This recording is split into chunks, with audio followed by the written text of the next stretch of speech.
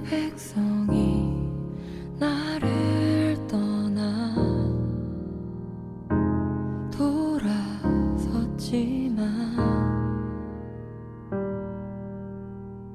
내 사랑이 내 백성을 포기 못하니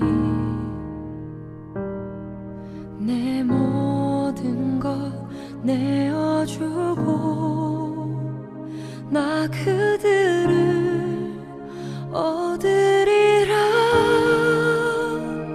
여호와께 7월 26일 주일 예배 하나님께 올려드립니다.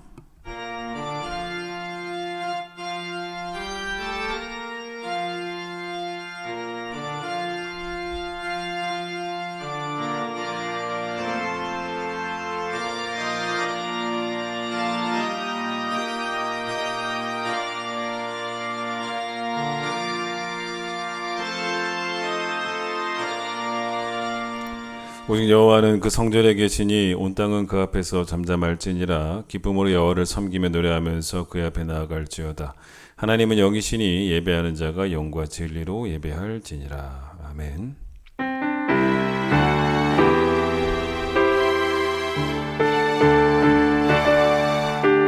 지존하신 주님 이름 앞에 모두 무릎 꿇고 다 경배.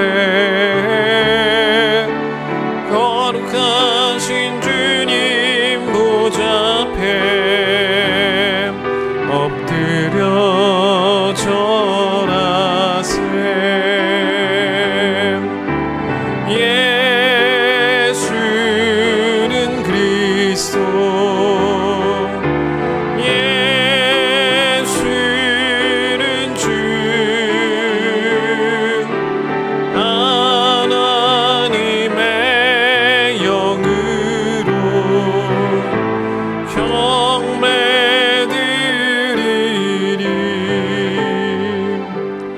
우리의 죄악을 하나님께 고백하겠습니다.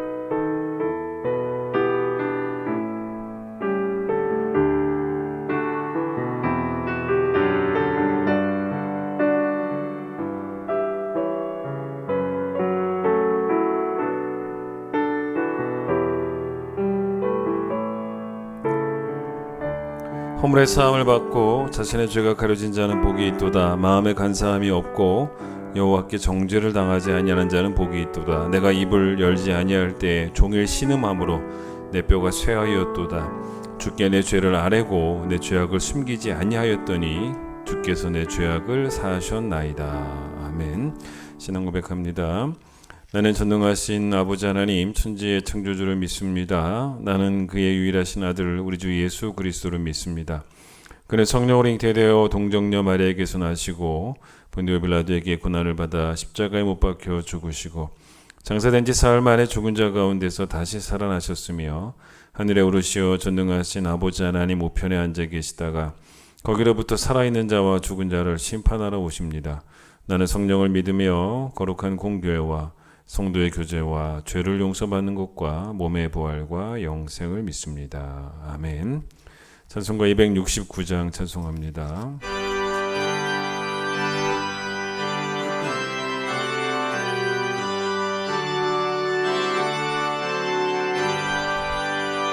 그 참혹한 십자가에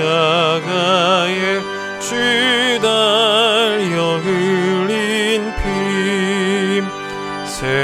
샘물같이 느르러서 죄 씻어 주시네.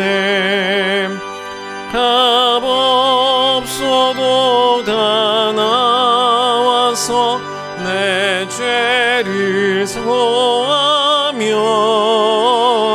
있는보다 더이도록 참 성결 얻으리. 나 믿노라 나 믿노라 그 보혈 공로를 없어도 피 흘리사 날 구원하셨네. 저 흉악한 단강도는 제 죄를 깨달아 죄 없으신 주 예수를 그 주로 믿었네. 내 진죄 흉악하나 주 예수 믿으면 용서받은 강도같이 곧 구원받으리. 나 믿노라 나 믿노라 그 보혈 공로를 흠없어도 피 흘리사 날 구원하셨네. 온 백성의 죄 사신 하나님 어린 양 그 십자가 지심으로 온 인류 구했네. 저 영원한 새 나라에 다 같이 모여서 금검은고 한곡조로 새 노래 부르리. 나 믿노라 나 믿노라 그 보혈 공로를 흠없어도 피 흘리사 날 구원하셨네. 고린도전서 16장을 보겠습니다. 고린도전서 16장 13절 14절 말씀. 고린도전서 16장 13절 14절 신약 285페이지 제가 읽도록 하겠습니다. 깨어 믿음에 굳게 서서 남자답게 강건하라. 너희 모든 일을 사랑으로 행하라. 아멘. 오늘은 문은숙 권사님 기도십니다. 환난 날에 나를 부르라. 내가 너를 건지리라 약속해 주신 주님, 이전과 다른 일상들 가운데서도 주님의 인자하심으로 사랑을 베풀어 주시고 돌보아 주시어서 평안한 마음으로 예배드릴 수 있도록 불러주셔서 감사드립니다. 우리들은 주님께 많은 사랑을 받았지만 서로 용서하지 못하고 작은 의견 차이도 용납하지 못했음을 이 시간 고백합니다. 우리들 가운데 상처로 인해 마음이 고단하여 기도가 되지 않은 자가 있다면 골방에 들어가서 하나님께 토해내며 서로를 위해 기도하는 자가 되게 하여 주시옵소서.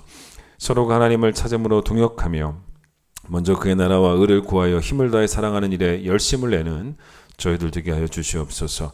사랑의 주님, 코로나로 인해서 사회적 거리두기가 계속 이어지고 있습니다. 함께 큰 소리로 찬양하며 기도하는 시간들, 말씀을 나누며 교제하는 시간들이 그립고 그 시간들이 빨리 오길 기대하며 기도합니다. 행여라도 기다리는 이 시간들이 심리적 거리두기가 되지 않게 하시고 이 시간들이 하나님을 멀리하는 시간들이 되지 않게 하시며 이 시간들이 교회의 소속감을 잃어버리는 시간들이 되지 않도록 연약한 저희들을 말씀으로 견고히 붙들어 주시기를 간절히 기도드립니다. 무엇보다 교육부를 기억하여 주시옵소서. 자라나는 우리 아이들의 일상이 나태해지지 않도록 지켜주시고 세상의 지식만을 배우지 않고 지혜와 명철의 근원 되시는 주님의 말씀이 더욱 소중함을 깨달아 알아갈 수 있도록 교육부 전사님들과 선생님 그리고 부모인 우리들이 주의 도우심을 간구하며 나아가게 하여 주시옵소서. 주님께서 베풀어 주신 은혜를 생각하며 우리의 삶이, 우리의 속사람이 우리들의 마음보다 크신 하나님 앞에서 신실한 믿음으로 성도답게 살아가는 저희들이 될 수 있도록 우리들의 생각과 언어, 태도가 하나님의 성품을 닮아가는 성도들 되게 하여 주시옵소서. 사랑의 주님, 이 시간 해외에 계시는 선교사님들을 위해서 기도드립니다. 각 선교지에 파송된 그곳에서 언어, 기후, 물질, 문화, 관습의 차이로 인해서 근심과 어려움이 없도록 세심하게 간섭하여 주셔서 평안한 마음으로 담대하게 열방을 향하여 복음 전파할 수 있도록 인도하여 주시옵소서. 우리들 가운데 경제의 문제, 물질의 문제, 자녀의 문제, 건강의 문제로 인해 힘들어하고 직장을 잃을까봐 근심하는 자들도 있으며 많은 기업들이 문을 닫을까봐 염려하는 기업가들도 있습니다. 주님, 그 가운데서 주님의 전지전능하심을 잊지 않게 하시어 서로 도우며 사랑과 신뢰를 회복시켜 주셔서 협력하여 다시 일어날 수 있는 용기를 허락하여 주시고 위로해 주시옵소서. 사랑의 주님, 이 땅에 하나님의 나라가 임재하며 통치하는 나라가 되기를 간절히 기도합니다. 모세에게 내가 누구냐고 물으시며 나는 늘 너와 함께하는 하나님이라고 계시하셨던 하나님의 그 음성을 우리가 듣게 하시어 온 성도가 한마음이 되어 언제 어디서나 담대히 복음을 증거하며 예수를 자랑하며 하나님 나라를 이루어가는 데 사용케 하여 주시옵소서. 사랑의 주님, 이 시간 말씀을 듣습니다. 주의 말씀은 내 발의 등이고 빛이십니다. 목사님 통해 듣는 주의 말씀이 온전히 선포되게 하시고 살아 역사하시는 말씀의 은혜를 경험하게 되어주는 귀한 시간 되게 하여 주셔서 삶의 현장에서 예배자로 살아가는 승리자가 될 수 있도록 성령님께서 함께해 주실 것을 믿으며 우리를 주 예수 구원하신 예수님 이름으로 기도드립니다. 아멘.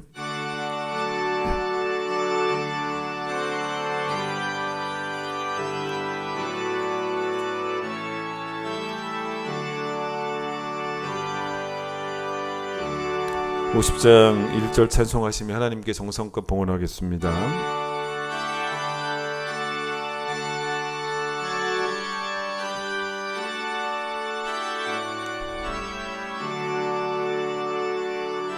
내게 있는 모든 것을 아낌없이 드리네.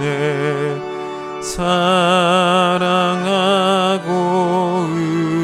의지하며 주만 따라 살리라. 주께 드리네. 주께 드리네. 사랑하는 그 주 앞에 모두 드리네. 아멘. 하나님, 오늘 이 시간 거룩한 주의 날을 맞아 주 앞에 나와 예배합니다. 비록 성전에 모이지 못했지만 가정에서 드리는 이 예배 가운데 하나님 임재하여 주시고 하나님이 우리 예배를 받으시는 귀한 예배, 영이신 하나님께 가장 온전하고 또 아름다운 것으로 영과 진리로 하나님을 예배하는 귀한 시간 될 수 있도록 하나님께서 축복하여 주시옵소서. 주의 은혜에 감사하는 마음으로 귀한 예물을 드렸습니다. 하나님은 은혜시고 하나님은 사랑이시며 하나님은 자비이시며 하나님은 우리의 삶 가운데 축복이십니다.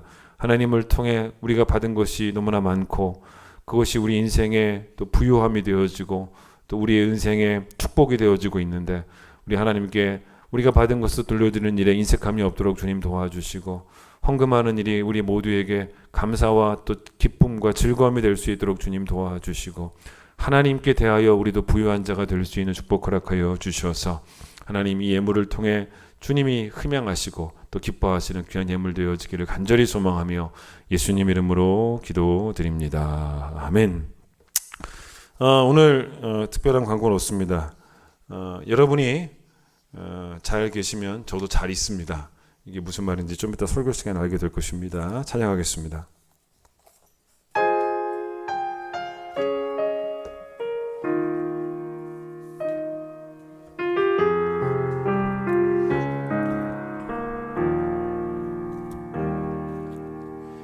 내 백성이 나를 떠나 돌아섰지만 내 사랑이 내 백성을 보기 못하니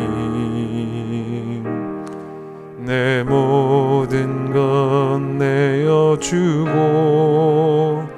나 그들을 얻으리라. 여호와께 돌아가자. 우린 돌아서도 그는 변치 않네. 여호와께 돌아가자. 우린 넘어져도 그 사랑 영원하네.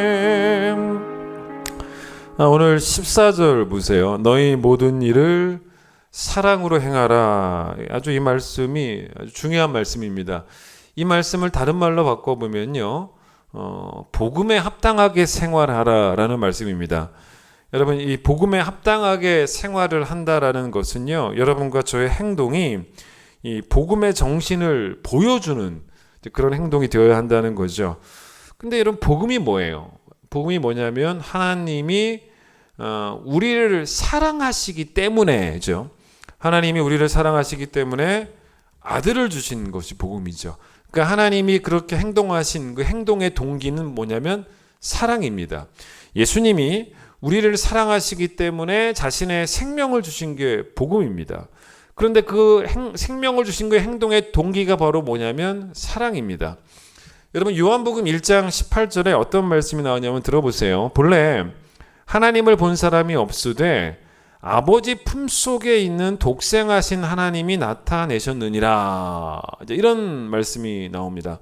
아무도 하나님을 본 사람은 없죠. 그런데 예수님이 이 땅에 성육신 하셨을 때 우리는 하나님의 아들을 보게 되었는데, 여러분, 예수님이나 하나님이나 또 그 본질은 같은 분 아니겠습니까? 뭐 하나님도 전능하시고 예수님도 전능하시고 또 성령님도 전능하시고. 그런데 여기 지금 어떤 표현이 나와 있냐면 그 예수님을 뭐라고 표현하냐면 독생자라고 묘사를 합니다. 그러니까 하나님이 너무 사랑하시는 외아들이라고 하는 거죠. 그런데 이걸 또 그냥 독생자라고 말씀하지 않고 아버지 품속에 있는 아들이라는 표현을 쓰지 않습니까? 아버지 품속에 있는 아들이라는 겁니다. 그러니 하나님이 아들 예수 그리스도를 얼마나 사랑하셨는가, 또 얼마나 사랑하시는가, 그걸 품속에 있다라고 표현할 정도로. 근데 그 아들을 우리에게 주신 거잖아요. 근데 그 동기가 뭡니까? 그 행동의 동기가 뭐예요? 사랑이라는 동기 외에는 없죠. 여러분, 사실 이 사랑, 우리 행동의 동기가 사랑일 때, 이 사랑이라고 하는 동기는 우리 행동이 가장 순수할 수 있는 동기입니다. 무언가를 바래서가 아니죠. 그냥 간단해요. 심플합니다. 사랑해서입니다. 그러니까 이유는 뭐냐면 그냥 사랑이에요. 심플합니다. 여러분, 마리아와 마르다 이야기를 한번 생각해 보세요. 언니가 예수님이 오셔서 예수님을 대접하려고 성경에 뭐라고 나오냐면 마음이 분주해졌다. 마르다가 부지런히 움직이고 있습니다. 근데 이제 동생은 언니가 보기에도 참 한심스럽기도 하게, 또 한가롭게 예수님의 발 아래 앉아서 예수님의 말씀을 이제 듣고 있다는 것입니다. 그러니 언니는 막 동생을 볼 때마다 막 분노가 치밀어 오르는 거예요. 자, 이 두 사람의 차이가 있습니다. 이 두 사람의 차이는 뭐냐면, 언니는 일을 해야 하는, 마르다죠. 일을 해야 된다는 책임감이 강했던 사람이라면, 동생은 바로 어떤 사람이냐면 자기는 일을 해도 사랑으로 일을 하고 싶다는 거예요. 그 차이가 있는 거죠. 그러니까 언니는 책임감이 강했던 것이었지만, 그러나 사실 그 책임감이 꼭 좋은 것만은 아니라는 것입니다. 왜냐하면 이게 이 책임감 때문에 막 동생에 대해서 막 너는 뭐 하고 있냐 이렇게까지도 비난하게 되어지고, 그러니까 결국 이런 거죠. 그러니까 언니는 일할 준비는 되어 있었던 사람일지는 모르겠지만 사실 사랑으로 일할 준비는 되어 있지 않았던 사람이 바로 언니 마르다였다는 거죠. 근데 동생 마리아는 사랑으로 일하고 싶어서 예수님 앞에 앉아가지고 사랑을 배우고 있는 거예요. 예수님의 사랑을 배우고 있는 중이었던 것입니다. 여러분, 직장에서 뭐 일하고 돌아오는 평일이든지 간에 아니면 뭐 주에 전에 나왔던 주일이든 간에 아니면 여러분 가족과 함께 뭐 하루를 보냈던 토요일이든지 간에 그 어떤 날이든지 간에 여러분 하루를 마감하면서 늘 나에게 사실은 질문 하나씩을 해야 되는 거예요. 그 질문이 뭐냐면 나에게 이런 질문을 하고 이 질문에 내가 대답할 수 있는 하루였는지를 보셔야 됩니다. 그 질문이 뭐냐면 나는 오늘 하루도 충분히 사랑했는가를 물어보셔야 돼요. 나한테.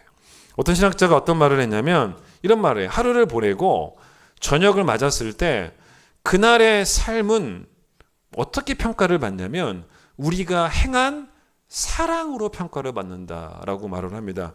그러니까 여러분 사실은 이제 무엇을 했는가 이거보다 훨씬 더 중요한 게 뭐냐면 그 일을 어떤 마음으로 했는가의 문제라는 거죠. 그러니까 이런 거예요. 큰 사랑을 가지고 뭐 적은 일을 할 수도 있겠죠. 그런 것이 차라리 적은 사랑으로 많은 일을, 큰 일을 하는 것보다 훨씬 더 낫다라는 말입니다. 세상의 문제는 뭐냐면 세상은 결과를 중시합니다. 늘 평가를 할 때 결과로 평가를 내립니다. 세상이 말하는 것이 바로 그런 거죠. 그래서 세상은 잘한다, 저 사람 참 잘한다라고 말할 때 지극히 기술적인 측면을 말합니다. 그런데 여러분 성경이 말하는 잘하는 건 그게 아니에요. 그게 아니고 얼만큼의 사랑으로 행했는가가 성경이 말하는 잘하는 겁니다. 예를 들어서 우리 교회도 이제 뭐 저도 있고 또 교회 학교의 목회자들도 있지만 이 교육부 목회자나 뭐 저에게나 정말 제일 중요한 것이 뭐냐면 사실은 실적이 아니거든요. 우리 전사님들이 또 우리 목사님들이 한 해가 끝마쳤을 때 그 각각 맡은 그 부서가 처음 시작할 때 인원이 몇 명이었는데 그 인원을 얼마나 더 많은 인원으로 부흥시켰는가 그 결과가 사실은 제일 중요한 게 아니라는 거죠. 뭐 숫자를 여러분 100배로 부흥시킨 그런 교육자가 있다 할지라도 아이들에 대한 사랑도 관심도 없다면 성경은 그거 그냥 실패라고 말한다는 것입니다. 여러분 교회에서 봉사하는 것도 똑같아요. 여러분 봉사하면서 마르다처럼 진짜 모든 게 다 막 짜증이 나고 늘 분노가 치밀어 오름에도 불구하고 책임감이 강해서 이 악물고 봉사하는 사람이 있다면 저는 차라리 그런 사람은 모든 봉사를 내려놓는 게 옳지 않는가 생각이 듭니다. 그건 자기한테도 손해고 다른 사람에게도 손해가 될 수 있어요. 남 탓할 게 없어요. 내 사랑이 부족한 것입니다. 하나님에 대한 사랑도 또 사람에 대한 사랑도 부족하니까 막 자꾸 짜증이 나.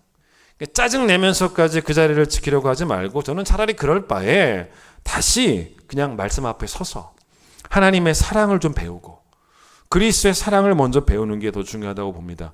언제 하나님이 짜증 내시면서 우리에게 하나님의 아들 예수 그리스도를 독생자를 내어 주셨냐는 것입니다. 언제 예수님이 짜증 내시면서 자기의 목숨을 우리를 위해 내어 주셨냐는 것입니다. 하나님의 그 적극성, 예수님의 그 적극성은 그 이유가 다 뭐였냐면 사랑입니다. 사랑밖에 없었다는 거죠.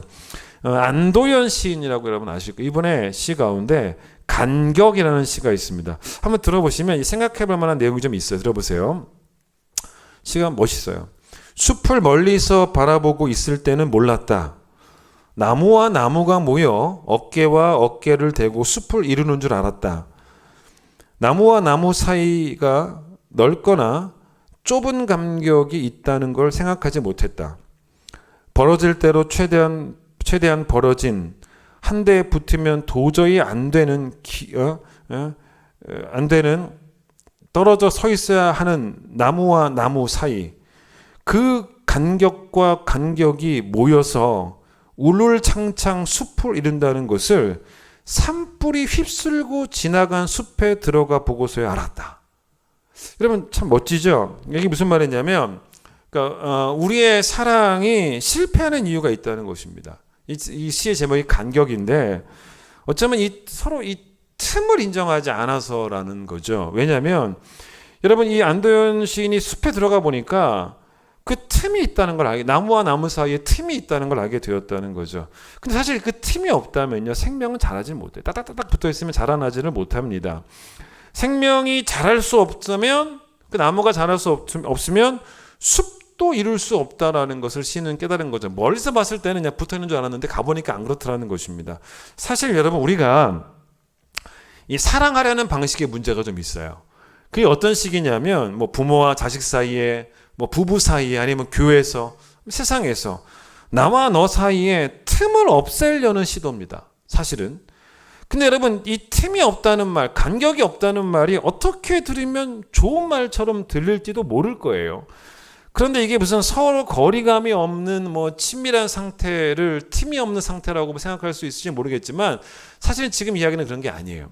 우리는 어떻게 이 틈이 없어지기를 바라냐면, 너가 나에게 붙기를 바라잖아요. 너가 나에게 붙기를, 너가 나처럼 되기를. 그게 틈을 없애는 겁니다. 여러분, 과연 숲에 들어가면 그렇습니까? 한 나무가 있는데 그 나무가 딱 중심에 서 있고 그 나무 중심으로 모든 나무들이 막 틈없이 붙어가지고 숲을 이룹니까? 아니죠. 우리가 사랑에 실패하는 이유는 뭐냐면, 너가 나와 같지 않다라는 생각에 실망을 하는 거예요. 틈을 싫어하는 거예요. 그래서 사랑에 실패하는 것입니다. 여러분, 내 마음에 들지 않아서 실패하는 거 아니겠습니까? 여러분, 교회는 끼리끼리 어울리는 사람들이 여러 그룹이 있어서 그들이 만들어내는 숲이 아니에요. 누군가의 연약함이, 누군가의 부족함이 내가 그 사람을 사랑하는 일에 방해가 돼서는 안 되겠지요. 나도 누군가의 눈에 연약한 사람, 부족한 사람일 수도 있다는 것입니다. 나 중심으로 교회가 돌아가는 게 아닙니다. 나 중심으로 모든 나무들이 틈도 없이 모이는 곳이 교회가 아닙니다. 그래봐야 진짜 나 중심의 사고밖에 하지 못한다는 거죠. 근데 그게 아니고, 나도 사랑할 수 있다면, 그리고 너도 사랑할 수 있다면, 그게 뭐냐면 서로의 틈을 인정해주고, 서로 틈을 인정해주고, 정말로 교회에서 막 서로를 바라보면서 짜증도 내지 말고, 분노도 하지 말고, 시기도 하지 말고, 열등감에 묻혀 살지도 말고, 그냥 각자가 하나님 앞에서 건강한 나무로 바로 설 수 있도록 기다리고 사랑하는 그 틈을 인정해주는, 그게 바로 교회가 되어야 된다는 거예요. 맞는 이야기죠. 이 간격이라는 시가 우리가 생각할 수 있는 바를 좀 주는 것 같습니다. 이 고린도전서 13장은 여러분 사랑장입니다. 근데 이 사랑장을 바울이 이제 전개할 때 처음 시작에 1절부터 3절까지의 전개를 한번 볼 필요가 있어요. 근데 바울이 이 이야기를 어떻게 전개하냐면, 정말 여러분 그 전개를 이렇게 읽어보시면 진짜 나 자신을 진지하게 돌아볼 수 있는 그런 시간이 될 수 있습니다. 어떻게 전개하냐면 1절부터 3절까지 이렇게 전개합니다. 당신이 성도라고 생각하십니까? 라고 물어보는 거예요. 그러면 만약에 막 그래요 라고 대답한다면, 그러면 도대체 어떤 면에서 당신은 당신 스스로가 성도라고 생각을 합니까? 라고 이제 바울이 물어보는 거죠. 그러니까 뭐라고 대답하는지 아세요? 저는요 방언을 할 줄 압니다 라고 말을 하는 거예요. 방언을 할 줄 알면 성도죠. 그러니까 이제 바울이 또 반문하는 거, 그래요? 방언할 줄 알면 성도입니까? 그렇죠. 맞습니다. 저는 방언하니까 성도예요. 게다가 저는요 예언도 합니다. 방언 플러스 예언까지 하니 그게 성도라는 증거 아니겠습니까? 더 얘기해 볼까요? 저는 게다가 믿음이 좋아요. 믿음이 좋습니다. 저는 하나님이 바다를 가르신다는 것 사실은 믿겨지지 않잖아요. 근데 하나님이 저는 바다를 가르신다고 해도 믿고요. 하나님이 이 산을 저리로 옮기신다고 해도 저는 믿습니다. 저는 산을 옮길 만한 믿음도 있어요. 게다가요, 저는요 구제도 열심히 합니다. 이렇게 막 얘기하면서 막 자기가 성도라고 말을 하고 있는 거예요. 그때 바울이 뭐라고 질문하냐면 이렇게 질문해요. 그래요? 그럼 물어보겠습니다. 사랑은 어디 있습니까? 물어보는 거예요. 당신은 사랑 때문에 방언합니까? 사랑이 이유가 되어서 예언합니까? 사랑 때문에 믿습니까? 사랑 때문에 구제합니까? 명심하실 게 있어요. 사랑이 없으면 다 의미 없습니다. 다 소용이 없습니다. 이걸 바울이 말하고 있는 거예요. 그러니까 성도됨을 특징 짓는 가장 중요한 요소, 그게 바로 뭐냐면 사랑이라는 거예요. 사랑하면 성도고 사랑 안 하면 성도가 아니라는 거예요. 방언을 잘해도 사랑 안 하면 방언을 하는 성도라고 해서 성도가 아니라, 방언을 아무리 잘해도 사랑 안 하면 성도는 아니라는 거예요. 사랑이 뭐길래 이러면 안 되는 거예요. 기독교는 여러분 사랑이 전부예요. 사랑이 전부입니다. 사랑 없는 삼위일체 하나님, 사랑 없는 복음, 사랑 없는 성도, 이건 기독교가 아니에요. 그러니까 여러분 세상 사람들과 우리가 구별되는 점이 뭐냐는 거죠. 그들에게 없는 능력이 우리에게 있어야겠습니까? 사실은 그게 아닙니다. 세상 사람들에게 없는 능력이 우리에게도 있고 그게 아니고 세상 사람들이 하지 못하는 그 사랑을 우리가 할 때 그게 세상 사람들과 우리를 구분하는 명백한 특징이 되어야 한다는 거예요. 바울이 뭐라고 말을 했냐면 고린도전서 13장 2절에서 오늘 설교 제목이기도 합니다만 사랑이 없으면 나는 아무것도 아니다. 아무것도 아니다. I am nothing 이라고 말을 합니다. 방언을 하고 예언을 하고 산을 옮길 만한 믿음이 있고 구제를 한다고 해서 내가 대단한 사람이 되는 게 아니라는 거예요. 내가 대단한 성도가 되는 게 아니라는 것입니다. 그거 다 해도 사랑이 없으면 나는 nothing, 아무것도 아닌, 하나님 앞에서 아무것도 아닌 사람이라는 거예요. 아무런 의미가 없는 사람이 되어버린다는 것입니다. 예를 들어서 여러분 집에 프라이팬이 있죠. 프라이팬이 우리 집에서 저희 집도 마찬가지입니다. 진짜 뭐 잘 사용이 되어집니다. 요리할 때마다 얼마나 이 프라이팬이 유용하게 쓰이는지 몰라요. 그런데 여러분 프라이팬이 살아있습니까? 감정이 있어요? 그 프라이팬은 생명도 감정도 없는 그냥 물건일 뿐입니다. 바울이 무슨 말을 하는 거냐면 우리가 사랑이 없으면 아무것도 아니다라고 말하는 것은 마치 우리를 사람으로도 말하지 않는 거예요. 사물처럼 말하는 거예요. nothing, 아무것도 아니다라고 말하는데 이게 무슨 말이냐? 여러분 교회에서 하나님을 섬긴다고 또 성도들을 섬긴다고 내가 정말 쓰임 받고 있는 것 같은데 여러 교회 여러 구석구석에서 쓰임 받고 있는 것 같은데 후라이팬처럼 근데 사랑 없이 그 일들을 내가 하고 있다면 내가 죽어있는 생명체도 아닌 후라이팬과 다를 바가 뭐가 있겠냐는 거예요. 산을 옮길 만한 믿음에 대해서도 한번 잠깐 이야기를 해보면 아멘 잘한다고 좋은 성도겠냐는 거예요. 또 이 얘기 듣고 또 앞으로 더 아멘 안 하실까 걱정이 되긴 하는데 여러분 아멘 잘해도 사랑이 없으면 아무것도 아니에요. 사실 여러분 방언도 뭐 예언은 이제 지식이라고 생각하시면 돼요. 지식, 믿음도 구제도 우리에게 사실은 악용이 될 수 있어요. 그게 바로 뭐냐면 그게 사실 고린도 교회 문제였고 자기 과시용이었다는 거예요. 자기 과시용의 도구로 사랑의 도구가 아니고 자기 과시용의 도구였습니다. 이런 일들이 실제적으로 고린도 교회 안에서 일어났습니다. 이런 사람들이 여러분 교회에서 어떤 경우가 생기냐면 사람들에게 부러움의 대상이 되기도 해요. 이런 사람들이 야 나도 저분처럼 방언을 하고 싶은데 나도 저분처럼 이 말씀에 대한 지식이 뛰어나고 싶은데 나도 저분처럼 하나님의 전능하심을 이만큼도 의심하지 않고 전폭적으로 믿고 싶은데 나도 저분처럼 구제도 많이 하고 싶은데 뭔가 이런 거 있지 않습니까? 여러분 학교 다닐 때 뭐 공부 잘하는 애들 좀 부럽고 또 집도 잘 살고 이 모든 면에서 이렇게 부러운 친구들이 있었던 것처럼 비슷한 이야기 아니겠습니까? 교회에서도 뭔가 나와는 좀 다른 영적인 엘리트가 있는 것 같고 여러분 그런데 그런 사람이 만약에 사랑이 없다면 그런 사람을 하나님이 인정도 안 해주시는데 nothing인데 아무것도 아닌 사람인데 우리끼리 서로 부러워하고 또 그런 것들을 자랑하고 이러면 뭐 하겠냐는 거예요. 여러분 왜 사랑이 정말 순수할 수밖에 없냐면 사랑은 정말 순수할 수밖에 없냐면 이 사랑 안에는 진짜 사랑은 그 안에 요만큼의 나 중심적 사고도 들어있지가 않아요. 그 사랑이 순수한 거죠. 성경이 말하는 순수는 나 중심적 사고를 벗어버리는 겁니다. 자, 사랑의 이 주제가 뭡니까? 사랑이 담고 있는 주제는 뭐냐면 먼저는 하나님을 사랑하니까 하나님께는 영광이 되고 두 번째는 이웃을 사랑하니까 이웃에게는 유익이 되는 거예요.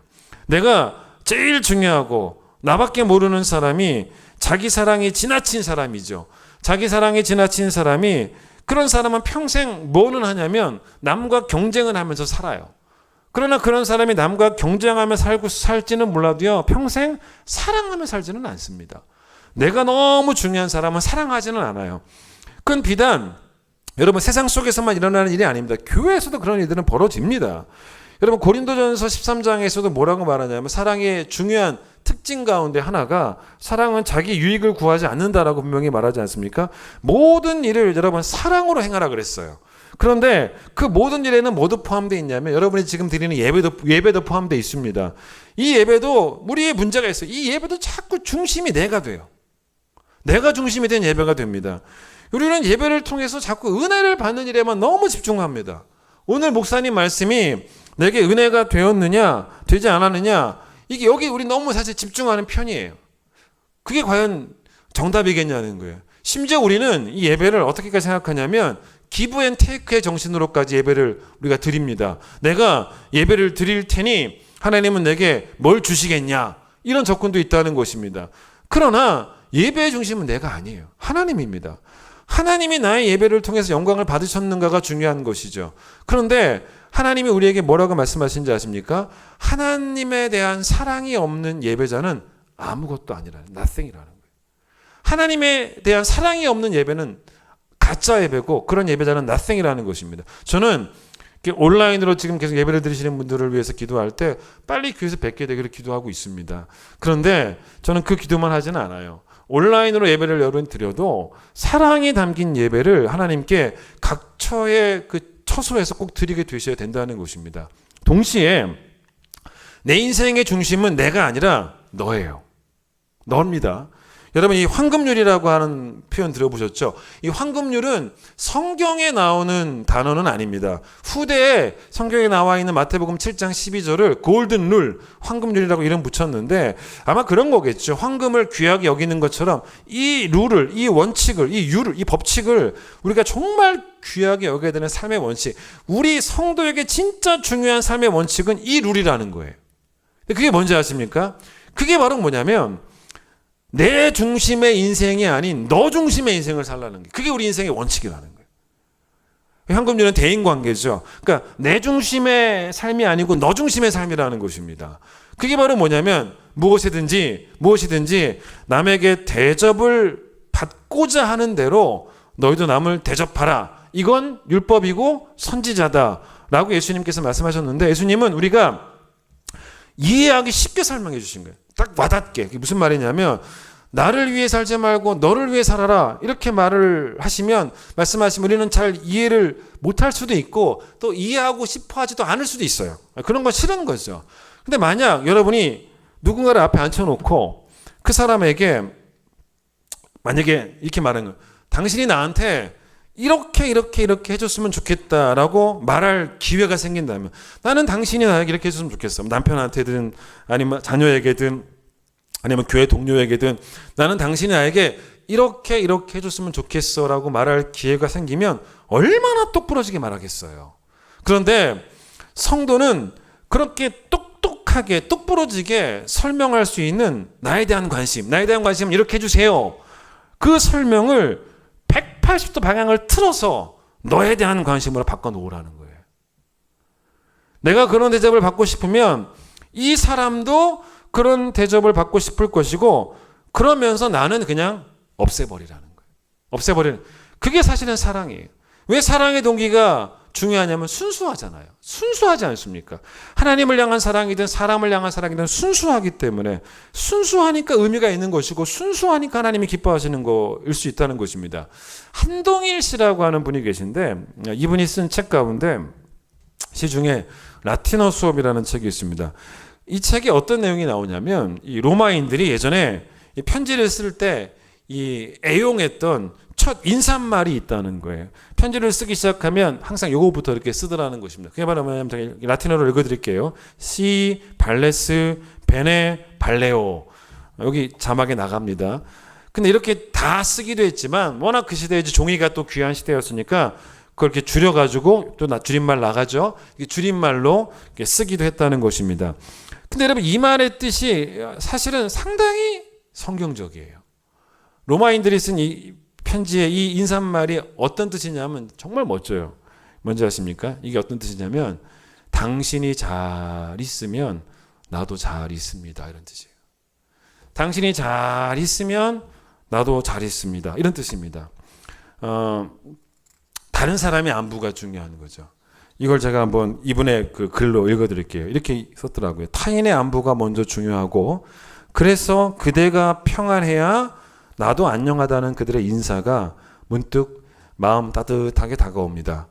내가 만족할 수 있다면, 내가 잘 살 수 있다면, 남이야 어떻게 되든 별로 신경 쓰지 않는 요즘 우리의 삶이 위태롭고 애처롭게 느껴질 정도입니다. 참 멋진 말이죠. 여러분, 우리가 어떤 것입니까? 우리가 어떤 사랑을 받았냐면, 여러분과 제가 잘 될 수만 있다면 아들도 포기하시고, 여러분과 제가 잘 될 수만 있다면 자신의 생명도 포기하셨던, 우리가 잘 될 수만 있다면 자신이 어떻게 되든 전혀 신경을 쓰지 않으셨던, 진짜 사랑하는 것 외에는 다른 목적이 없으셨던 그 순수한 사랑 경험했죠. 여러분, 그게 복음의 시작이에요. 그게 기독교의 기초고 그게 기독교의 전부입니다. 사실 전부예요. 그러면 내게 그러한 순수한 사랑이 없다면 나는 기독교인이라고 감히 말할 수조차도 없다는 것을 아셔야 돼요. 여러분, 제가 여러분에게 오늘 어떤 말씀을 드리고 싶으냐면, 중요한 게 뭔지 아세요? 죽기 전에, 여러분 죽기 전에 죽어야 한다는 거예요. 꼭 죽기 전에 죽으셔야 됩니다. 우리는 죽을 때까지 안 죽으려고 몸부림쳐요. 그러나 죽기 전에 여러분 좋은 성도 한번 돼봐야 되지 않겠습니까? 그러면 죽기 전에 좋은 성도가 되려면 죽기 전에 죽어야 되는 거예요. 네? 죽기 전에 뭘 죽여야 되냐? 나라고 하는 우상을 죽이셔야 돼요. 우리가 가장 중요하게 여기는 게 우리의 신이에요. 우리는 하나님을 믿는다고 하지만 나 자신을 너무 중요하게 여깁니다. 그래서 우리는 내가 신이에요. 우리는 그래서 내가 너무 신이 중요한 신이니까 하나님께 복을 받으려고만 하지 하나님을 사랑하려고 하지는 않습니다. 예? 우리는 사람을 이기려고 하지, 내가 중요하니까, 내가 신이니까 사람을 이기려고 하지 사람을 사랑하려고 하지는 않습니다. 죽기 전에 나라는 우상을 죽여야 되는 거예요. 여러분, 이 죽기 전에 죽으라, 이 말은 물론 성경에 나오는 표현은 아닌데 이 표현이 사실은 있어요. 그게 어디 나오냐면 로마서 12장 1절의 표현이에요. 바울이 뭐라고 말하냐면, 그러면 형제들아, 내가 하나님의 모든 자비하심으로 너희를 권하는데 너희 몸을 하나님이 기뻐하시는 거룩한, 그 다음 뭐라 그러냐면 거룩한 산 제물로 드리라. 산 제물이라는 표현이에요. 산 제물. 자, 여러분, 살아있는 제물이라는 것입니다. 이게 우리가 드릴 영적 예배다라고 말합니다. 우리가 하나님 보시기에 아무것도 아닌 존재가 되어야겠습니까? nothing이 되어야겠습니까? 아니면 하나님이 보시고 기뻐하시는 존재가 되어야겠냐는 거예요. 이 사는 날 동안. 그런데 하나님이 기뻐하시는 존재가 되려면 죽기 전에 죽어야 한다는 거예요. 그게 뭐냐면 거룩한 산 제물. 자, 구약 시대에 제물을 바칠 때 하나님께 살아있는 것 드리지 않습니다. 양이든 소든 새든 죽여서 드립니다. 그런데 왜 로마서 12장 1절에서 그걸 산 제물이라고 했냐면, 나만 사랑하는 그 삶을 죽이기 전에는요, 하나님이 우리를 기뻐하시지 않으신다는 거예요. 그리고 여러분, 나를 죽이는 삶, 그거는 우리가 죽기 전까지 꼭 계속 해야 될 일인데, 잘 보세요. 죽기 전까지라는 말이 뭐예요? 죽기 전까지라는 말이. 그 말이 바로 뭐냐면 산 제물이라고 말할 때 산이라는 뜻이에요. 산. 그렇죠? 즉 살아있는 동안이란 말이잖아요. 살아있는 동안. 그 다음에 죽기 전까지 죽으라라고 말할 때 죽으라라는 말은 뭡니까? 바로 산 제물에서 제물인 거죠. 제물. 그러니까 여러분, 그게 우리에게 꼭 필요한 거예요. 죽기 전에 죽는 것, 산 제물이 되는 것. 오늘 여러분 하루도 진짜 얼마나 많은 일을 여러분이 성취했는가의 문제는 사실은 아닙니다. 여러분, 왜냐하면 성취는요, 사실은 성취는 사랑이 없어도 이룰 수는 있어요. 여러분, 사랑이 없는 성취들을 세상은 성취라고 말을 해요. 근데 우리가 기독교에서는 사랑이 없는 성취는 성취가 아니에요, 사실은. 여러분이 교회에서 아무리 뭔가를 잘해도 사랑이 없다는 건 성취가 아니에요. 오늘 하루도 우리가 얼마나 많은 일을 성취했는가의 문제가 아니고, 오늘 하루도 우리가 얼마나 충분히 사랑했는가, 그 사랑이 순수했는가, 이게 바로 문제라는 거죠. 이 부룬디의 그 선교를 했던 선교사님 가운데, 의료 선교사님 가운데 이 케네스 모이너프라는 분이 계셨습니다. 근데 이분이 이제 글을 하나 썼는데, 그게 바로 뭐냐면 성령의 열매에 관한 글인데, 여러분, 성령의 열매가 9가지지 않습니까? 근데 여러분, 성령의 열매가 갈라디아서 5장에 나와요. 그런데 여러분, 성령의 열매 가운데 첫 번째가 뭐냐면 사랑이죠. 사랑입니다. 그런데 이제 사랑이 첫 번째 성령의 열매인데, 그리고 뒤에 이제 나머지 8가지 열매가 나오죠. 그런데 여러분, 그 성령의 열매가 사랑이 나오고 나머지 8가지 열매도 물론 성령의 열매라고 말할 수는 있지만, 맞아요. 그게 맞습니다. 그런데 사실은 사랑부터 말해놓고서 나머지 8가지 열매가 나왔다는 것은 가만 이걸 따져보면요, 나머지 8가지는 뭔지 아세요? 사랑의 열매예요. 사랑의 열매. 사랑하면 이런 열매가 맺히는 것입니다. 그래서 이 케너스 무이노프가 이런 말을 해요. 들어보세요. 희락은, 이제 사랑 다음에 희락이죠. 희락은 너무 멋져요. 사랑을 주어로 했습니다. 희락은 사랑이 기뻐 뛰는 것이며, 화평은 사랑이 안식하는 것. 여러분 편편이 멋지죠? 우리가 이 교회에서 막 제일 기쁠 때가 언제냐는 거예요. 이게 정상이에요. 언제 제일 기뻐야 되냐면 뭔가를 성취할 때가 아니고 사랑할 때 제일 기뻐야 된다는 거예요. 화평이 뭐예요? 화평은 뭐냐면 우리 안에서 사랑이 자리를 잡은 거예요. 사랑이 자리를 잡은 화평화가 되는 거예요. 그래서 사랑이 안식하는 것이라고 말한 거예요. 오래 참음은 사랑이 모든 시련과 시험에서 견디는 것. 자비는 사랑이 죄가 아닌 모든 것에 대해서는 양보하는 것. 좀 생략하고, 온유는 사랑이 싸우지 않고 갈보리에 머리를 숙이는 것. 절제는 사랑이 재갈을 물리고 그리스도의 통제 아래 있는 것. 사랑은 영원 속에 그리스도이기 때문에 라는 표현을 씁니다. 여러분 너무 표현이 멋지죠? 사랑을 뭐라고 말하냐면 우리 영혼 속에 그리스도라는 거예요. 사랑은 우리 영혼 속에 그리스도. 여러분 사랑은 우리의 심령 속에, 사랑은 우리의 성품 속에 있는 그리스도라는 거예요. 우리의 성품과 우리의 심령과 우리 영혼 속에 있는 그리스도가 바로 뭐냐면 사랑입니다. 왜냐하면 여러분 왜 그렇게 말할 수밖에 없었냐면, 여러분 예수님께서 이 땅에 오셔서 하신 게 뭔지 아십니까? 딱 2가지만 하셨어요. 그게 뭐냐면 자기를 이 땅에 보내신 아버지를 사랑하는 일과, 그리고 구원해야 될 우리를 사랑하시는 일, 그리고 그 사랑은 순수했어요. 사랑이 목표였습니다. 그래서 성도는 영혼 속에 그리스도가 있는 사람, 성품 속에 그리스도가 있는 사람, 사랑이 있는 사람, 그거를 여러분 사도 바울이 갈라디아서 5장 22절에서 성령 열매를 말하긴 했지만 바로 그 앞에 이걸 말하기 전에 갈라디아서 2장에서 이걸 비슷하게 말해요. 이게 뭐라고 말하냐면 갈라디아서 2장 20절에서 20절에서 사도 바울이 뭐라고 그랬냐면, 내가 그리스도와 함께 십자가에 못 박혔나니 그런즉 이제는 내가 사는 게 아니고 오직 내 안에 사랑이신 그리스도가 살고 있다. 내 영혼에 그 사랑이 있는 사람, 나는 죽지만 내 안에 그리스도가 사는 사람, 죽을 때까지 매일매일 나를 죽이는 사람, 이런 사람이 진짜라는 거예요. 여러분 리빙스턴 아시죠? 아프리카에 가서 이 복음을 전했던 선교사로도 유명합니다. 근데 이 리빙스턴이 이제 복음을 전했을 때 이분이 전한 복음을 듣고 이제 복음을 영접했던 이 아프리카 원주민들이 많잖아요. 근데 이제 아프리카 원주민들에게 누군가 물어봤다는 겁니다.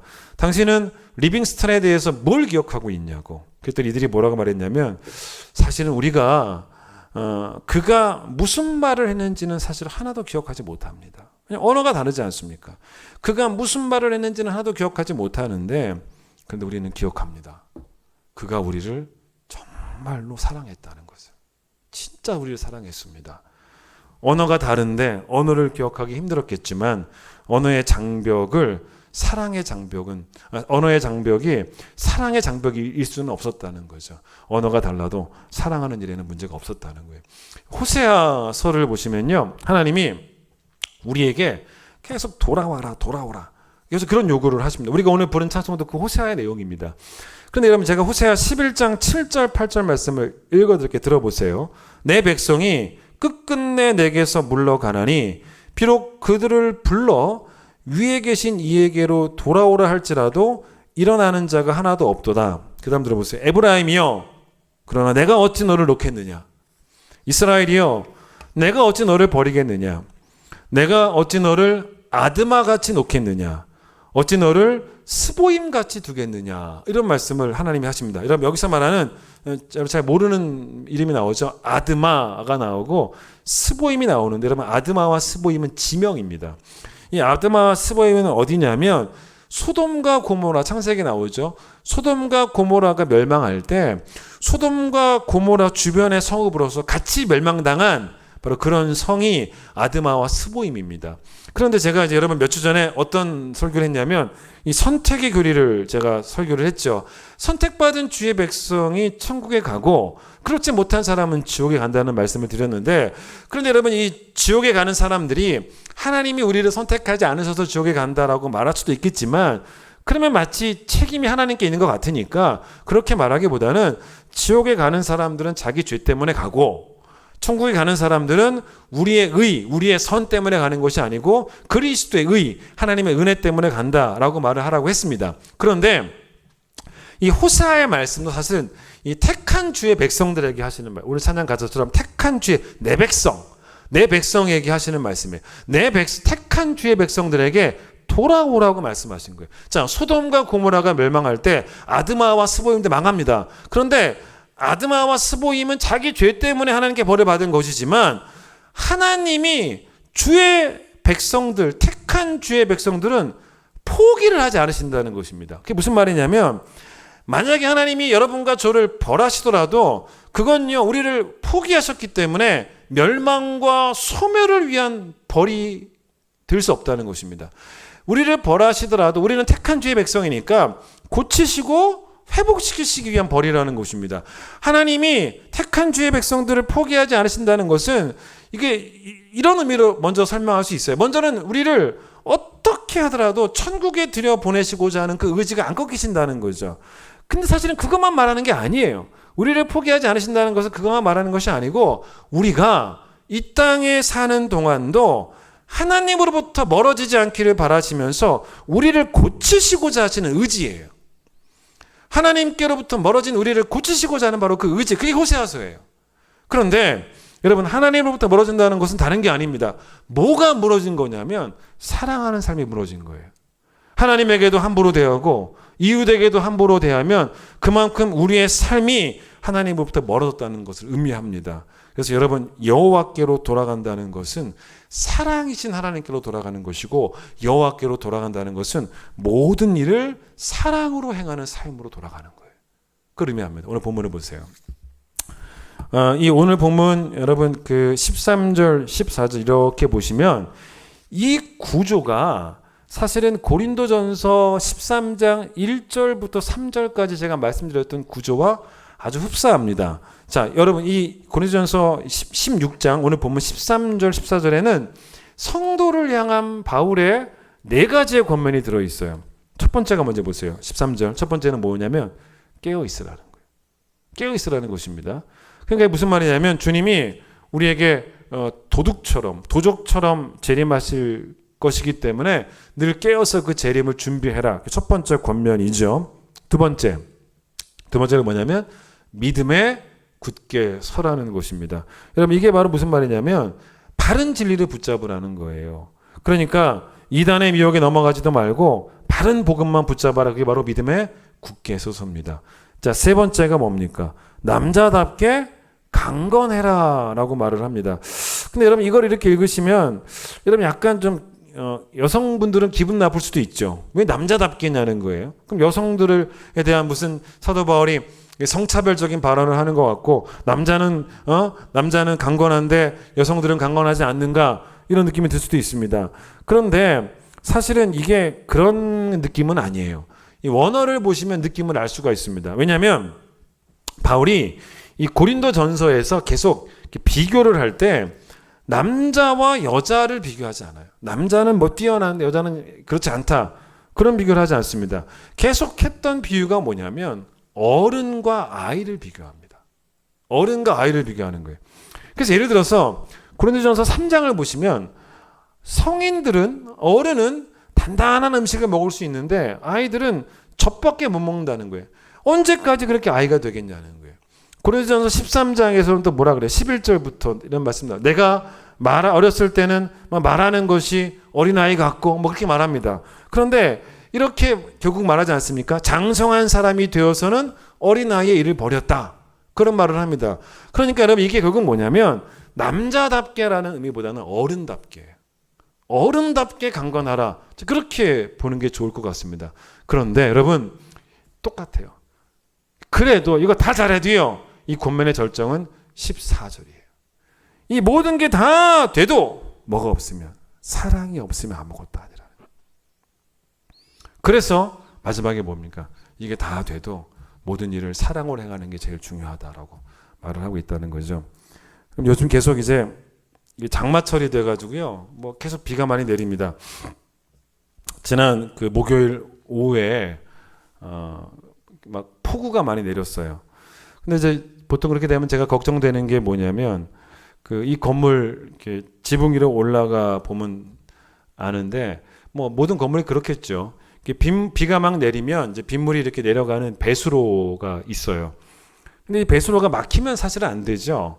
근데 이런 배수로가 이제 만약에 이 건물이 배수로가 막히면 그 피해가 고스란히 어디로 가냐면 사실 우리 5층으로 많이 와요. 예전에 그런 적이 있어요. 빗물이 위에 있었는데 빗물이 내려가지 못하고 계속 고여 있었던 겁니다. 그런데 그게 또 방수도 잘 안 돼 있고 또 빗물이 넘치기도 하고 막 이러면서 우리 교회 막 이 각각 5층에 있는 방들의 그 천정에 다 물이 막 샌 적이 있었어요. 제가 그걸 경험했기 때문에, 그래서 이제 폭우가 내리면 이제 그런 걱정이 있는 거죠. 그래서 이번에도 이제 폭우가 많이 내리길래 제가 이제 지붕으로 올라가 봤어요. 좀 약간 지붕은 무서워요. 근데 어쨌든 올라가 봐야죠. 근데 이제 이 배수로가 총 건물이 사각형으로 되어 있으니까 4군데 있습니다. 4군데 배수로를 다 확인을 해보니까 4군데 배수로 중에 한 군데가 막혀 있는 거예요. 나머지 3군데는 뚫려 있고 물이 잘 내려가는데 거기는 이제 안 내려가는 거예요.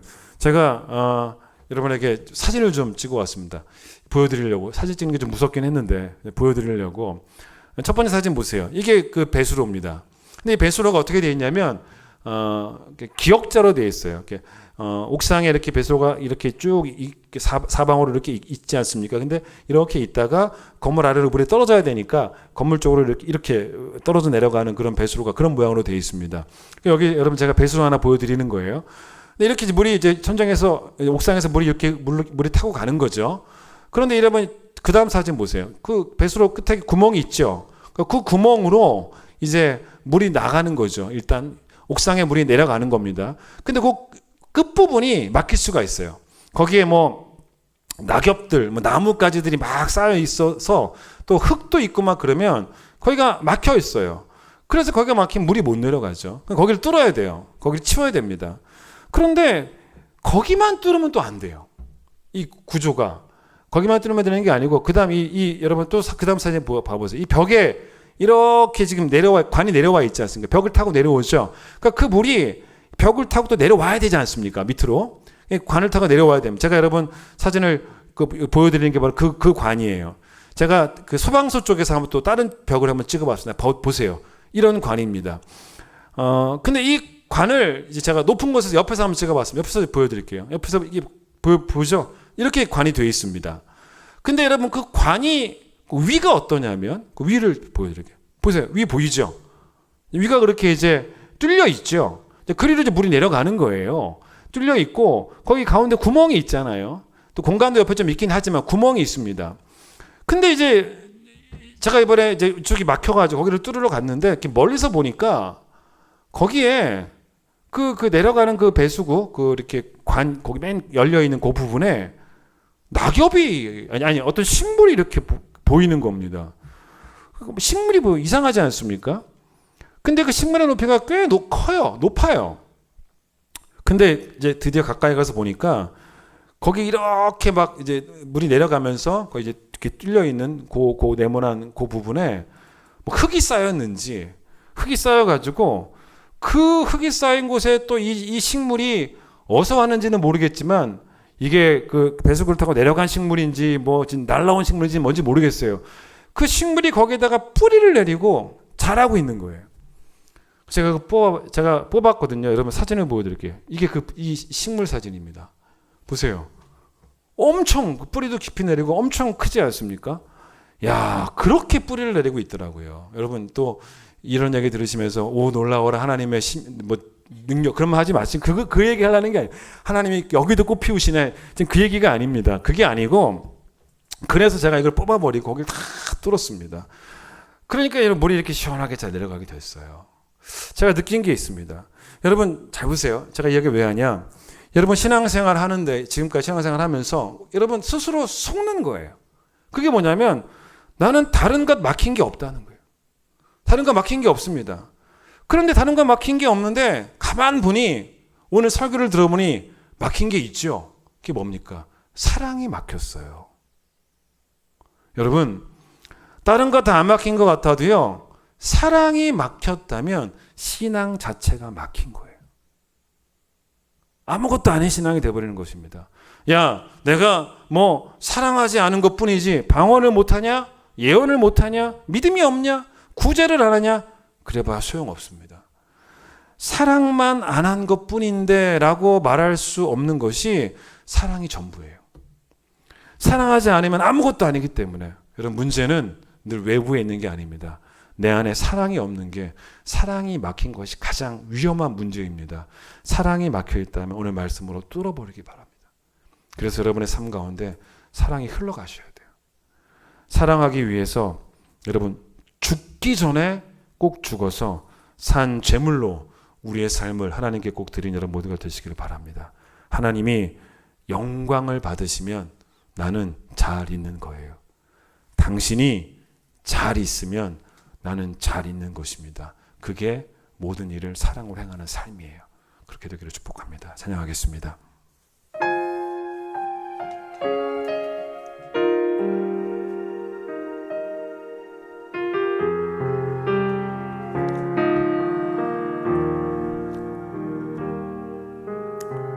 내 백성이 나를 떠나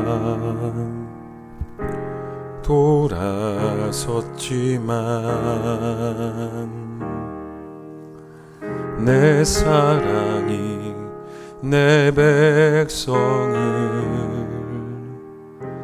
보기 못하니 내 모든 것 내어주고 나 그들을 얻으리라. 여호와께 돌아가자. 우린 돌아서도 그는 변치 않네. 여호와께 돌아가자. 우린 넘어져도 그 사랑 영원하네.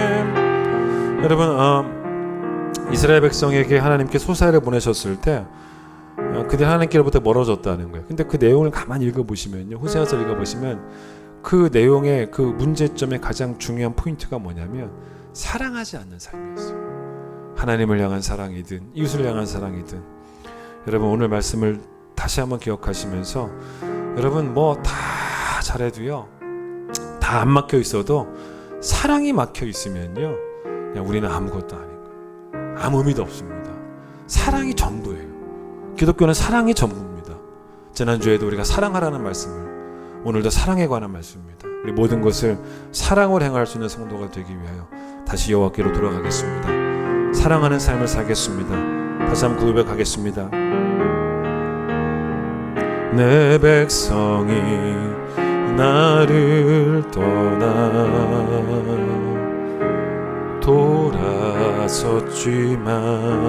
돌아섰지만 내 사랑이 내 백성을 보기 못하니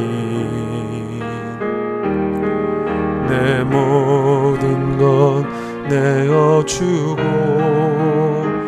나 그들을 얻으리라.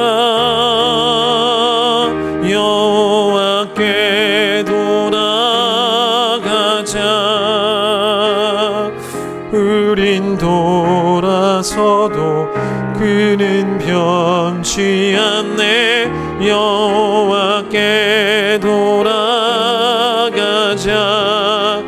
우린 넘어져도 그 사랑 여호와께 돌아가자. 여호와께 돌아가자. 우린 돌아서도 그는 변치 않네. 여호와께 돌아가자.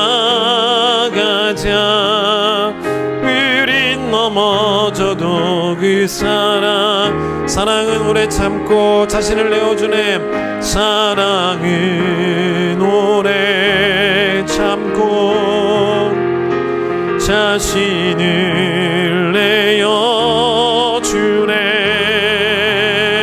서로 사랑할 때 세상은 주번에 사랑은 절대 지지 않네.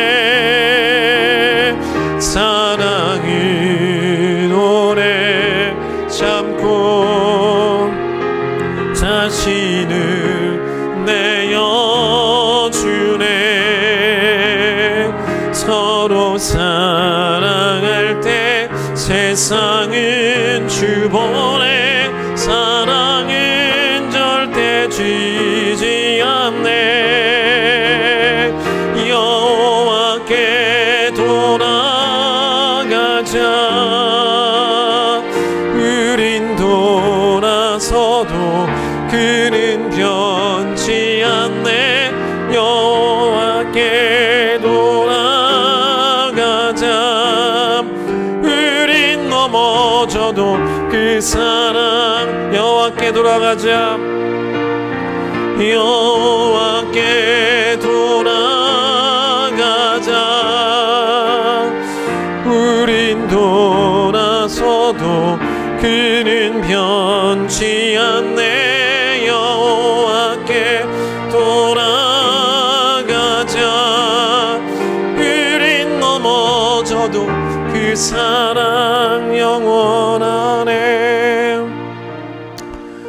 택한 주의 백성도 이 땅을 살아가면서 하나님으로부터 멀어지기도 합니다. 그런 주의 백성들에게 하나님은 내게로 돌아오라.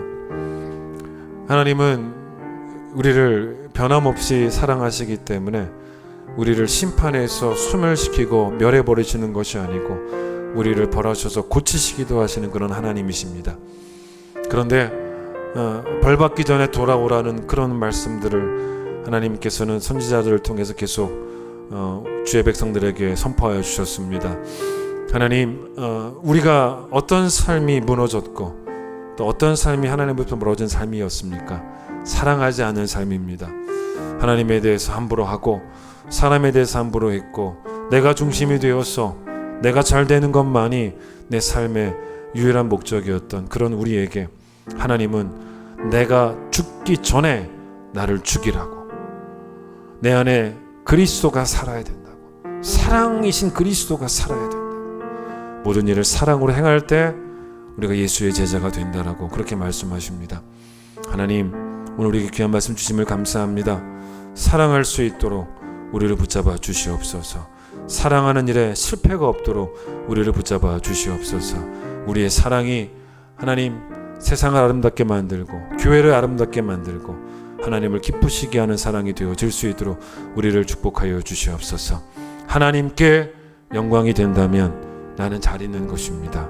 당신이 잘 있다면 나도 잘 있는 것입니다.